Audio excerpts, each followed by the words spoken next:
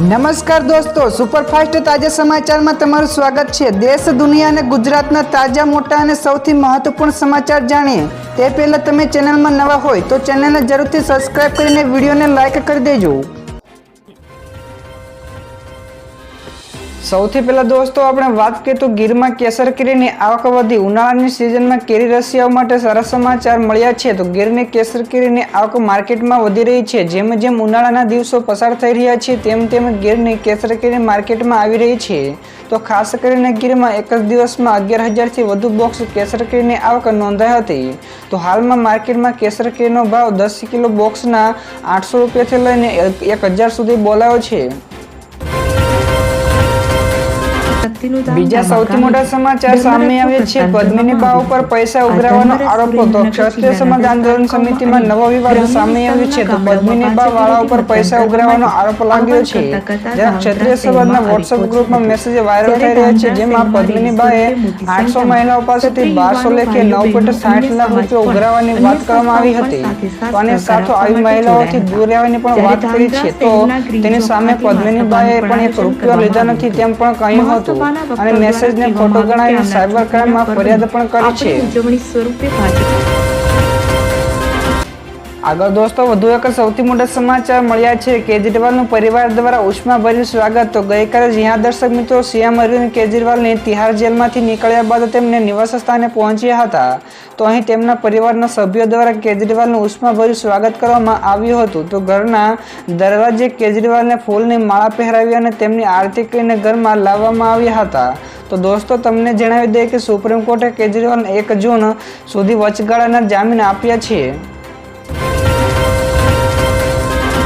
તો દોસ્તો ફટાફટ આગળના બીજા સૌથી મોટા સમાચાર મળ્યા છે। તો આ ચૂંટણી દેશના ભવિષ્યની ચૂંટણી છે, જ્યાં દર્શક મિત્રો પીએમ મોદીએ ગઈકાલે તેલંગાણાના મહબૂબનગરમાં જનસભાને સંબોધિત કરી હતી, ત્યારે તેમણે કહ્યું હતું કે આ ચૂંટણી દેશના ભવિષ્યની ચૂંટણી છે। તો કોંગ્રેસ અને તેના જેવા પક્ષોએ દાયકાઓ સુધી જનતાને માત્ર ખોટા વચનો જ આપ્યા છે, પરંતુ હવે દેશ મોદીની ગેરંટી જોઈ રહ્યો છે અને મોદીની ગેરંટી એટલે વિકાસની ગેરંટી, ત્યારે મોદીની ગેરંટી એટલે રાષ્ટ્રીય સુરક્ષાની ગેરંટી, ત્યાર સિવાય મોદીની ગેરંટી એટલે આગામી 5 વર્ષમાં ગરીબો માટે 3 કરોડ નવા મકાનો બાંધવાની પણ ગેરંટી છે। તો દોસ્તો આ અંગે તમારું શું નિવેદન છે ફટાફટ નીચે કોમેન્ટ કરો। ત્યારબાદ દોસ્તો બીજા સૌથી અગત્યના સમાચાર મળ્યા છે। અચાનક આવ્યા નિલેશ કુંભાણી, મોટી ચેતવણી આપી। સુરત કોંગ્રેસના ઉમેદવાર નિલેશ કુંભાણીએ ગઈકાલે અચાનક મીડિયા સામે આવ્યા હતા। તે દરમિયાન તેઓ બોલ્યા કે હું અત્યાર સુધી મારા ઘરે જ હતો, તો ભાજપ સાથે કોઈ પણ લેવા દેવા નથી, તો ભાજપ સાથે સંપર્ક પણ થયો નથી। આ સિવાય તેમણે કહ્યું કે કોંગ્રેસે મારી સાથે ગદ્દારી કરી છે, તો અને કહ્યું કે મારા ફોર્મ કોંગ્રેસે એડવોકેટે પણ ભર્યું હતું। આ સિવાય તેમણે કહ્યું કે 2017માં કોંગ્રેસે લીધેલા બદલાનો મેં બદલો લીધો છે, તો હું સુરતમાં આટા મારું છું, કોઈ માયનો લાલ મને આડીને પણ જુએ। તો દોસ્તો બીજા સૌથી મહત્વપૂર્ણ સમાચાર સામે આવ્યા છે। નાસા ચંદ્ર ઉપર ટ્રેન દોડાવશે। તો નાસા ચંદ્ર ઉપર રેલવે પ્રોજેક્ટ ઉપર કામ કરી રહ્યું છે, જે આ મિશન માટે ફંડ પણ એકત્ર પણ કરી રહ્યું છે। તો વૈજ્ઞાનિક જ્હોન નેસલને પણ તેના વૈજ્ઞાનિકોનો ચમત્કાર ગણાવ્યો અને કહ્યું કે આ મિશન સાકાર થશે તેની કોઈ પણ પ્રકારની ગેરંટી નથી, પરંતુ ભવિષ્યમાં ચંદ્ર ઉપર રેલ પ્રોજેક્ટ એરોસ્પેસ મિશનનો એક ભાગ બની શકે છે। કે આ મિશન હેઠળ ચંદ્ર ઉપર રેલવે લાઇન નાખવા ઉપરાંત મંગળ ઉપર મનુષ્યો અથવા તો માલ સામાનને ટ્રાન્સફર માટે અત્યાધુનિક સિસ્ટમ પણ વિકસાવવાની છે। તો દોસ્તો ફટાફટ આગળના બીજા સૌથી મોટા સમાચાર મળ્યા છે। કોંગ્રેસના મહાસચિવ જયરામ રમેશે કહ્યું કે પીએમ મોદી નિર્વર્તમાન વડાપ્રધાન છે। તો કોંગ્રેસના મહાસચિવ જયરામ રમેશે આ સિવાય કહ્યું કે લોકસભાની ચૂંટણીના પ્રથમ તબક્કાના મતદાન બાદ સ્પષ્ટ થઈ ગયું હતું કે ભાજપ દક્ષિણમાં સાફ અને ઉત્તરમાં અડધી થઈ જશે। તો 3 તબક્કાના મતદાન પછી એમ કહી શકાય કે આપણે 2004માં જે જોયું તે 2024માં પુનરાવર્તિત કરી રહ્યું છે। તો ઇન્ડિયા ગઠબંધનને સ્પષ્ટ અને નક્કર બહુમતી મળવા જઈ રહી છે। તો આ સિવાય આ વડાપ્રધાનને નિર્વર્તમાન વડાપ્રધાન પણ કહ્યા છે।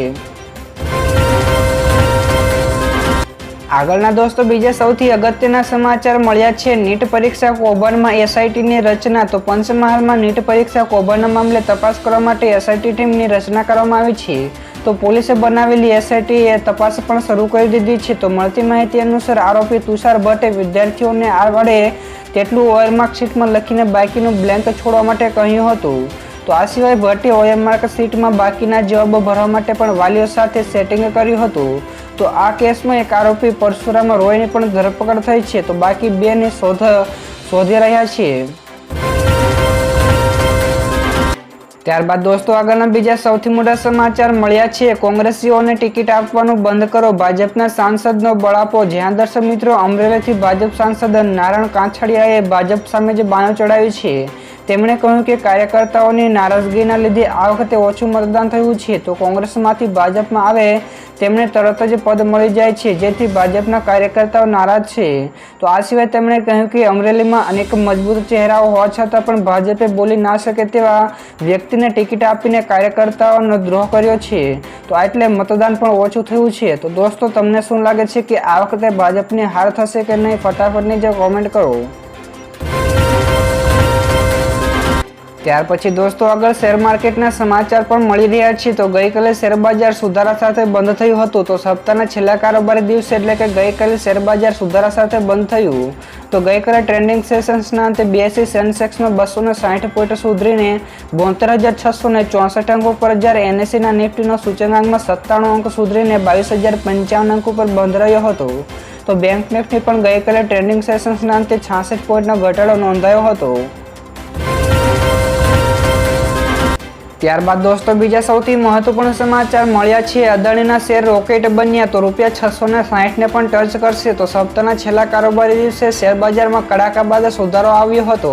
તો Adani group company Adani power લિમિટેડના શેરો રોકેટ બન્યા છે. તો ટ્રેન્ડિંગ સેશન્સમાં અદાણી પાવરના શેરોમાં 7.37% વધારો થયો હતો અને કિંમતમાં ₹622 ઉપર પહોંચી હતી. તો શેર ₹613.05 અંક ઉપર બંધ રહ્યો હતો અને નિષ્ણાતોના અનુસાર આ શેર ₹660 ને પણ ટચ કરી શકે છે.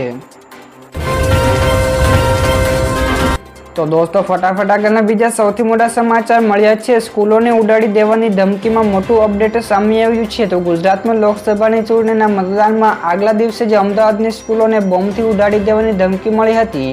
તો ક્રાઇમ બ્રાન્ચે આ મામલે તપાસ કરતા મોટો ખુલાસો થયો છે, જેમાં સ્કૂલોને ધમકી ભર્યાનો મેલ આવ્યો હતો, તેમાં પાકિસ્તાનનો હાથ હોવાનું પણ સામે આવ્યું છે.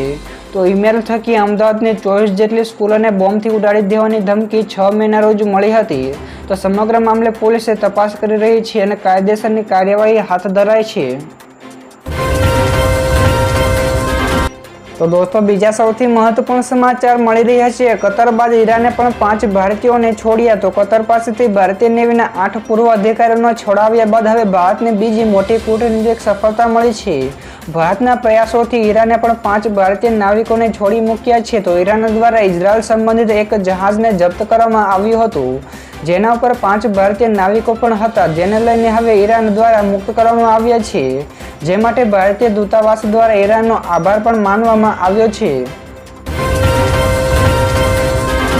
તો ફટાફટ દોસ્તો આગળના બીજા સૌથી મોટા સમાચાર સામે આવ્યા છે. ઉત્તરાખંડમાં વાદળ ફાટ્યું, ભારે તબાહી સર્જાઈ. તો એક તરફ ઉત્તરાખંડમાં ઘણા દિવસોથી જંગલો સળગી રહ્યા છે, તો બીજી તરફ અલ્મોડાના સોમેશ્વર અને બાગેશ્વરના કપકોટમાં ગઈકાલે રાત્રે વાદળ ફાટવાની ભારે તબાહી સર્જાઈ હતી. તો વરસાદથી સાથોસાથ પહાડમાંથી પણ આવતો કાટમાળ લોકોને ઘરોમાં ઘૂસી ગયો હતો, જેના કારણે અનેક મકાનો અને વાહનોને નુકસાન થયું છે. તો ઉત્તરકાશીમાં પણ વરસાદના કારણે પૂર જેવી સ્થિતિ સર્જાઈ છે, જેથી નદી નાળાઓ પણ ઉભરાઈ રહ્યા છે. તો દોસ્તો ત્યારબાદના બીજા સમાચાર વિશે આપણે ફટાફટ વાત કરીએ તો મોદી સરકારમાં સરકારી કંપનીઓના માર્કેટ કેપમાં 225% જેટલો વધારો થયો. તો કોંગ્રેસના આક્ષેપોનો જવાબ આપતા નાણામંત્રી નિર્મલા સીતારમણે કહ્યું કે મોદી સરકારના 10 વર્ષના કાર્યકાળ દરમિયાન શેરબજારમાં લિસ્ટેડ 81 જેટલી સરકારી કંપનીઓના માર્કેટ કેપમાં 225% જેટલાનો વધારો થયો છે.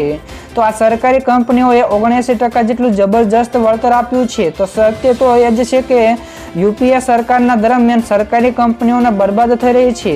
તો કોંગ્રેસે આરોપ લગાવ્યો હતો કે મોદી સરકારમાં સરકારી કંપનીઓ ખતમ થઈ રહી છે.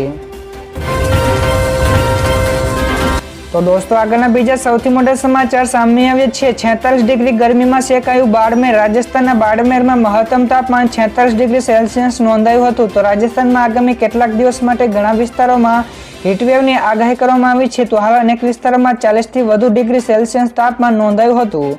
તો ગરમીના આવા પ્રકોપના કારણે ભરતપુરના જિલ્લામાં કલેક્ટરે 9 થી 11 મે દરમિયાન શાળાઓમાં પણ રજા જાહેર કરી દીધી છે. તો રાજ્યના કેટલાક વિસ્તારોમાં 11 થી 13 મે દરમિયાન વરસાદ પણ પડવાની આગાહી કરી છે. તો દોસ્તો, ઝડપથી આ સિવાયના બીજા સમાચારની આપણે વાત કરીએ તો ચૂંટણી બાદ આઈટીની મોટી કાર્યવાહી. લોકસભાની ચૂંટણી બાદ ઇન્કમટેક્સ વિભાગે હરકતમાં આવી ગઈ છે. તો ઇન્કમટેક્સ વિભાગે સુરતમાં 12 જેટલા સ્થળો પર દરોડા પાડ્યા છે.